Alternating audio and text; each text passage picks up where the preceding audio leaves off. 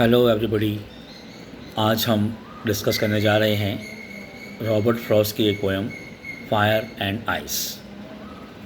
ये पोएम भी बहुत छोटी सी पोएम है, लेकिन इसका मैसेज बहुत डीप है। रॉबर्ट फ्रॉस्ट कुछ ही शब्दों में बहुत बड़ी बड़ी बातें कह जाते हैं जो रीडर्स को सोचनी पड़ती हैं। पोएम हम रीड करें तो 1 मिनट से ज़्यादा पोएम रीड करने में नहीं लगेगा, लेकिन उसे समझने में, उसका मैसेज समझने में कितने ही घंटे बीत जाते हैं। और कभी कभी मैसेज समझ में नहीं भी आता है। मेरा मतलब है वर्ड टू वर्ड तो हम समझ जाते हैं, उसका शाब्दिक अर्थ हम समझ जाते हैं, लेकिन वो ज़िंदगी में कहाँ पर किस तरह का रोल प्ले कर रहा है, उन चीज़ों को हम जब हमारी ज़िंदगी में ऐसी घटनाएँ घटती हैं तब हम उन्हें समझ पाते हैं। पोएम का टाइटल है फायर एंड आइस। एक बार फिर से ये जो टाइटल है अपने आप में बहुत ही अट्रैक्टिव है। जो रीडर हैं वो सोचते हैं फायर एंड आइस दोनों चीज़ें अपोजिट हैं। फायर और आइस दोनों विरोधी चीज़ें, विरोधाभास है इसके अंदर। तो फायर एंड आइस टाइटल वाली पोएम में क्या हो सकता है? नॉर्मली कोई भी रीडर होगा उसके अंदर ये जानने की इच्छा होगी, क्यूरियोसिटी होगी कि इस पोएम में क्या लिखा होगा। तो मैं थोड़ा आपको समझा दूँ कि ये जो पोएम है उसका जो बैकग्राउंड है वो कुछ इस तरह का है कि दुनिया में 2 तरह की मान्यताएं चल रही हैं। ये जो पूरी दुनिया है, ये जो पूरा संसार है, वो किस तरह से ख़त्म होगा। तो ऐसे 2 ग्रुप हैं दुनिया के अंदर जो सोचते हैं। एक ग्रुप कहता है कि ये सारा जहाँ, ये सारी दुनिया, the whole world will be ended by fire. यहाँ पर जो फायर लफ्ज़ है, फायर जो वर्ड यूज़ किया गया है, उसे हम डिज़ायर के रूप में समझेंगे। डिज़ायर मतलब anything you want to achieve.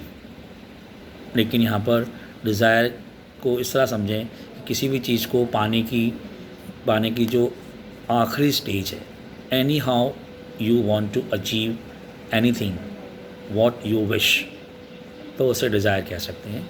किसी भी कीमत पर आप किसी चीज़ को पाना चाहते हैं, तो फायर को आपको उस सेंस में समझना है।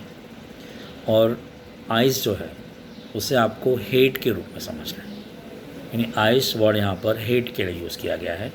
तो इस पोएम को आप इजीली समझ सकते हैं कि वो पोएम क्या कहना चाहती है। एक बार फिर से मैं आपको रिमाइंड करा रहा हूँ, फायर मतलब डिज़ायर समझना है, किसी चीज़ को पाने की तमन्ना, किसी चीज़ को पाने की ख्वाहिश। और आइस मतलब हेट यानी नफ़रत। तो आइए शुरू करते हैं poem. Some say the world will end in fire, some say in ice. From what I have tasted of desire, I hold with those who favor fire. पहला स्टेंजा है। Some say, कुछ लोग कहते हैं, the world will end in fire. कुछ लोग ये कहते हैं कि जो सारी दुनिया है, ये सारा जो संसार है, वो फायर की वजह से ख़त्म हो जाएगा।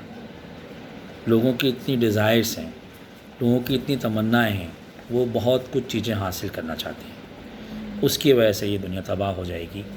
सम से इन आइस, कुछ लोग कहते हैं कि लोगों में इतनी नफ़रत है कि ये नफ़रत की वजह से सारा संसार तबाह हो जाएगा, ख़त्म हो जाएगा।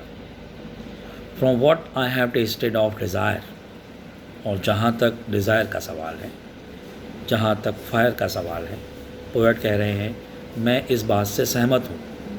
I hold with those who favour fire, जो लोग फायर को फेवर करते हैं, जो लोग ये कहते हैं कि सारा संसार फायर की वजह से तबाह होगा, सारा संसार डिज़ायर की वजह से तबाह होगा, मैं उन लोगों के साथ हूँ।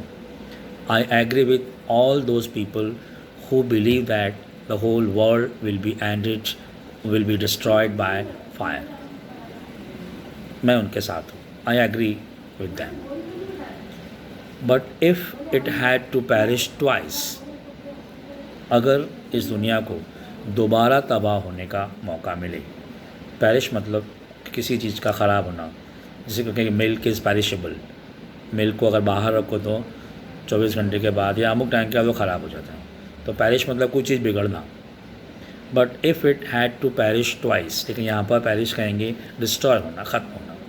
अगर दुनिया को दोबारा ख़त्म होना हो, दोबारा ख़त्म होने का मौका मिले, I think I know enough of hate, poet कह रहे हैं कि मैं जानता हूँ, मैं सोचता हूँ कि दुनिया में नफ़रत काफ़ी है, और हम भी जानते हैं कि दुनिया में नफ़रत बहुत ज़्यादा है। नफ़रत की जो क्वांटिटी है वो प्रेम से ज़्यादा क्वांटिटी है। Hate is more than love. और इसी की वजह से दुनिया में क्या चल रहा है, बहुत लड़ाई झगड़े होते रहते हैं, और वो लड़ाई झगड़े धीरे धीरे बढ़ते जाते हैं नफ़रत की वजह से। To say that for destruction ice is also great and would suffice. और पूरी दुनिया को डिस्ट्रॉय करने के लिए जो आइस है, जो हेट है दुनिया में, वो काफ़ी है कि दुनिया को तबाह कर सकती है।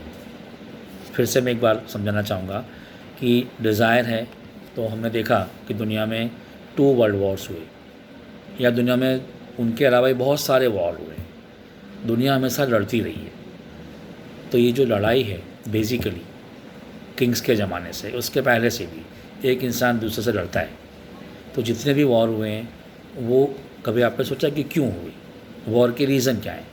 हमने हिस्ट्री में बहुत सारे रीज़न पढ़ लिए कि ऐसा ऐसा ऐसा ये, पर उसका जो सब जितने भी वॉर हैं उसका जो बेसिक जो रीज़न है, टू गेट पावर। हम किसी दूसरे देश को गुलाम बनाना चाहते हैं, हम वहाँ पर अपना पावर दिखाना चाहते हैं। तो हमारी ये डिज़ायर है कि हम पूरी दुनिया में we are supreme, we want to establish our supremacy. Power चाहते हैं हम लोग, ये हमारी डिज़ायर हर कंट्री चाहती है। तो इतने सारे वॉर हुए, फर्स्ट वर्ल्ड वॉर हुआ, सेकेंड वर्ल्ड वॉर हुआ, थर्ड भी कभी हो सकता है। आज अब हम देख रहे हैं कि भाई अमुक कंट्रीज़ हैं जो पूरी दुनिया की इकोनॉमी को, पूरी दुनिया को अपने कदमों में झुकाना चाहती है। ये उनके डिज़ायर है, और उसकी वजह से आज पूरी दुनिया है वो अभी प्रॉब्लम में आ गई।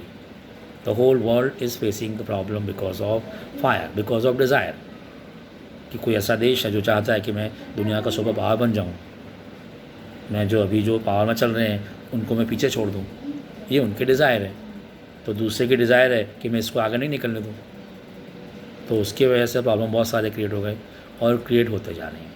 ये प्रॉब्लम ऐसे ही बढ़ते गए तो एक दिन ऐसा आएगा कि अभी थर्ड वर्ल्ड वॉर स्टार्ट हो गया, या दूसरे प्रॉब्लम खड़े हो गए, जैसे कि अभी कोरोना खड़ा हो गया प्रॉब्लम, ऐसे दूसरे बड़े प्रॉब्लम खड़े हो जाएंगे।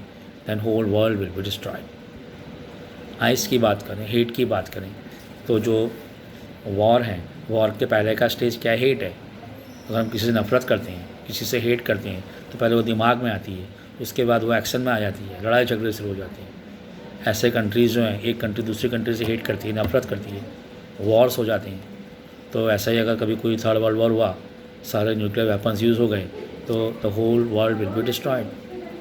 तो फायर एंड आइस ये दोनों मिलके दुनिया को तबाह कर सकते हैं, डिस्ट्रॉय कर सकते हैं। ऐसी कुछ फ़िलोसॉफ़ी, ऐसी कोई बात इस पोएम में कही गई है। Thank you.